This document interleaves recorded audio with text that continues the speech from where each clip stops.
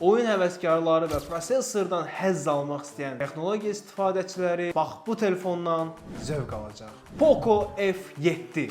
Bu nə Poco F7 Pro'dur, nə Poco F7 5G'dir. Sadəcə Poco F7. Nə fərqli olacaq? Telefon hansı maraqlı dizaynla bizi gözləyəcək və telefonun ən əsası prosesoru nə olacaq? Bax bu videoda. Hazırsınızsa getdik.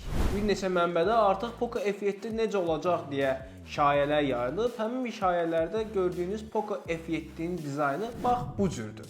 Poco F7'nin şayələri iki təqdimatda yayılır. Bir qlobal bazar üçün, bir də Çin bazarı üçün. Qlobal bazar üçün olan çox bir maraqlı görsənir, belə game ruhu var telefonun. Gördüyünüz kimi düz çərçivələrdən istifadə ediblər telefonda. Artıq bu telefonun kamera şəklinə baxdıqda görürük ki, bu hardasa nəsə bizə tanış bir mənzərə.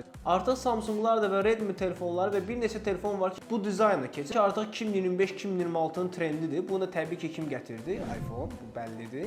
iPhone 6-dan sonra digər markalar sanki buna oxşamağa başladı. Amma Poco F7 burada biraz maraqlı bir şey etdi. Biraz cüzi bir dəyişiklik, yəni mən sözdən fərqliyəm də, yəni. Bunu bildirdi bizə. Burada nə var? Kameranın önündə gördüyünüz kimi iki kameranın ortasını ayıracaq bir şəkildə maraqlı cizgiləri var. Və telefonun arxa şüşəsinə və yaxud da plastiklə baxdıqda görürük ki, burada necəsə Poco F7 yazılır. Bu da hardasa bizə game ruhunu göstərir. İlk növbədə ekrandan danışmaq istəyirəm. Poco F7 6.83 inçdir, yəni kənarların nazilliyi. Telefon 120 Hz-i dəstəkləyir və AMOLED ekrandır.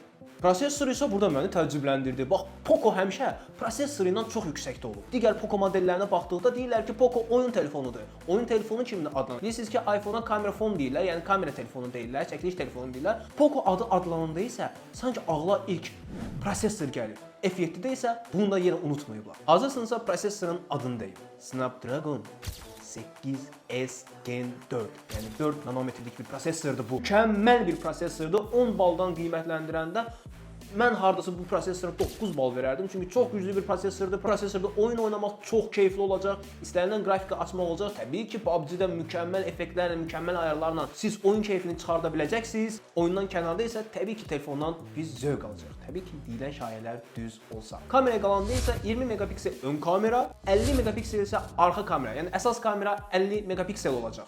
Sistem isə HyperOS 2 ilə işləyəcək. Poco F7 bizə 12 GB RAM, 512 yaddaşla gələcək. Bu təbii ki, mükəmməl bir göstəricidir. 12 RAM. Ən əsası sizə şoka salmaq istəyirəm.